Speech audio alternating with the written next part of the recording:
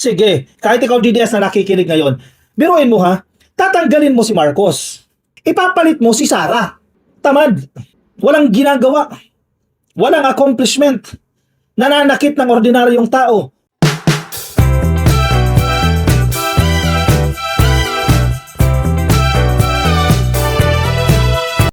Nag-message sa akin yung boss ko dati, no? Si Ma'am Rose. Ma'am Rose, shoutout po sa inyo. Kinakabahan siya kasi baka tuluyan daw po si Pangulong Bongbong Marcos at i-impeach ito. Mahaba pa po ang proseso. Ang sagot ko kay ma'am, sabi ko, ma'am, malabo po yan. Hindi matatanggal si Presidente Marcos bilang presidente dahil sa impeachment. Actually, napakaraming dahilan bakit hindi siya matatanggal. Una, basura yung i-final na impeachment case. Basura. Kumbaga walang merit. Walang substance. So sige, lumusot man yan. If ever lumusot sa House of Representatives, kahit malabong lulusot sa House of Representatives, alam mo kung bakit? Yung pagdadaanan dyan sa House of Representatives, mabaya isa-isahin natin, no? Kasi dadaan sa Justice Committee yan. After ng Justice Committee, pagkatapos silang imbestigahan yan, iaakyat sa plenaryo. Ano ibig sabihin ng plenaryo? Sa plenaryo, ka-coffee, doon boboto lahat ng mga mambabatas. Lahat ng mababatas sa House of Representatives, wala pang Senado ha, sa HOR muna. At kinakailangan makakuha ng 1/3 votes. Malabo pong mangyari. Kasi political pa rin ito, ka-coffee. Political pa rin yan.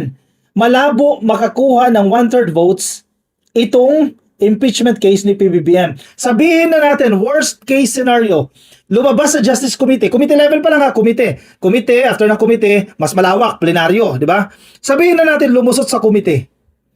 Pero malabo pa rin lumusot sa committee kasi wala nga substance eh. Sige, let's assume. Kulit ko, no? Worst case scenario, lumusot yan sa committee, umakyat ng plenaryo, hindi magkakaroon ng 1/3 votes dahil marami pa rin dyan ang loyal sa presidente. Naniniwala pa rin sa presidente. Hindi lang dahil loyal, dahil nakikita nila walang ginawa kasalanan ng presidente. So malabo na makakuha ng 1/3 votes. Pero ka-coffee, marami political butterflies. Marami nagsisilipat na ng kampo para mabuhay, mga politiko, di ba? Regardless, may lumipat man dyan, 10, 15. Sa madaling sabi, madadagdagan po yung bilang ng mga DDS representatives. Mga DDS, mga kakampi ni Sara, no? O makabayan, sama na natin yung makabayan. Madagdagan man sila ng 10 o 15, hindi pa rin nila maabot yung 1/3 votes. 200 plus yan, ka-coffee. 200 plus. Hindi nga abot ng 50. Kahit makakuha pa sila ng 50 boto, hindi enough yan para ma-impeach si presidente. Once na ma-impeach siya dyan, worst case scenario again, ma-impeach siya dyan sa House of Representatives. Aakyat ng Senado yan. Aakyat ng Senado, di ba? Pag umakyat na sa Senado, magkakaroon ng hearing. Worst case scenario again, natalo si presidente, magbobotohan mga mambabatas dyan. Marami pa rin po, marami pa rin, more than 8 pa rin, more than 1/3 pa rin, ang supporters ng presidente dyan sa Senado. Kasi 8 votes lang naman kailangan mo dyan eh.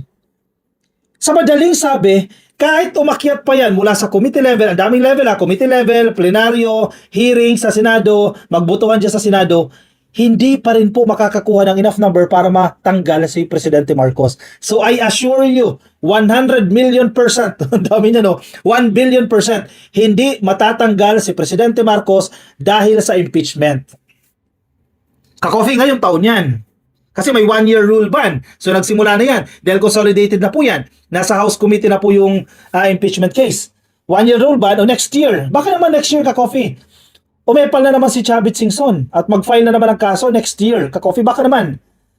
Kasi patapos na yung kanyang termino. Malabo na yan, ka-coffee. More than 1 year na lang matitira ang presidente. Mag-e-effort pa sila i-impeach ang presidente. Again, anong grounds na naman?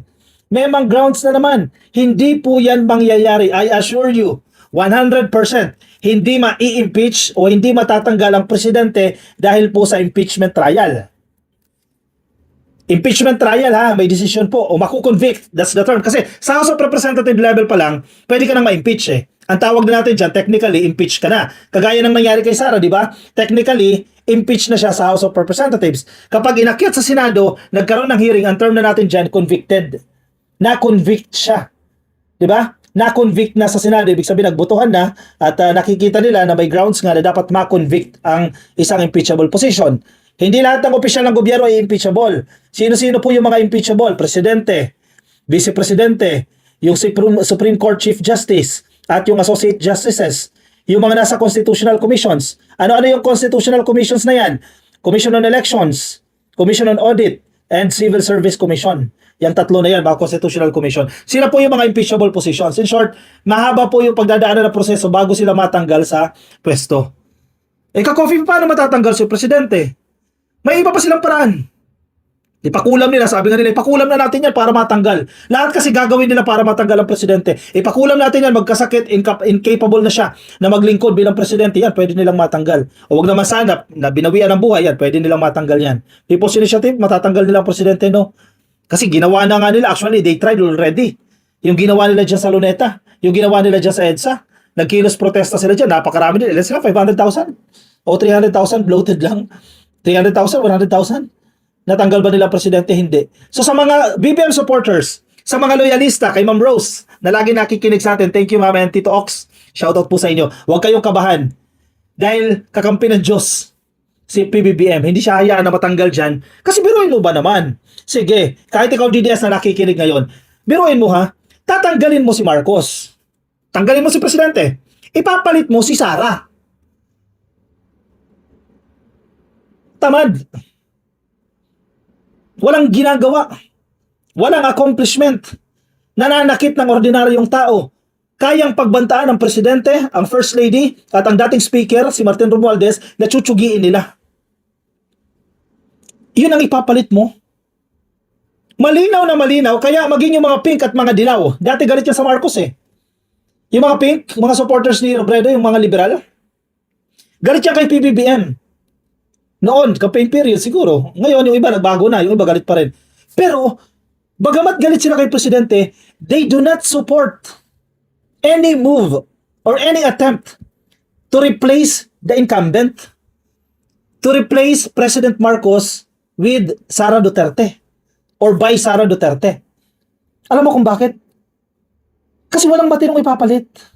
So kung ikaw pink, ikaw dilaw, mas okay na to si Marcos. Mga kaibigan ko pink eh. Mga millennial, kaibigan ko mga pink eh. Ang sinasabi nila, okay sana kung matino yung ipapalit eh. Sabi nila, okay sana kung si Lene Robredo. Pero questionable pa rin yan. Pero mas okay daw kung si Lene Robredo ipapalit. Susuportahan nila. Pero ipapalit mo tamad. Ipapalit mo walang accomplishment. Gaya ni Sara Duterte, wag na lang. Mag-Marcos na lang kami. Di ba? Malinaw na malinaw na malinaw. Walang suporta kay Sara Duterte. Kaya hindi nagtatagumpay yung impeachment case nila. Maghintay kasi kayo. Yun eh. 2028, may makinarya kayo. Kung hindi ba impeach si Sara, di ba? Maghintay kayo, patakbuhin nyo si Sara. Kung iboto siya ng taong bayan, then be it. Siya ang presidente. Kung hindi siya ma-impeach.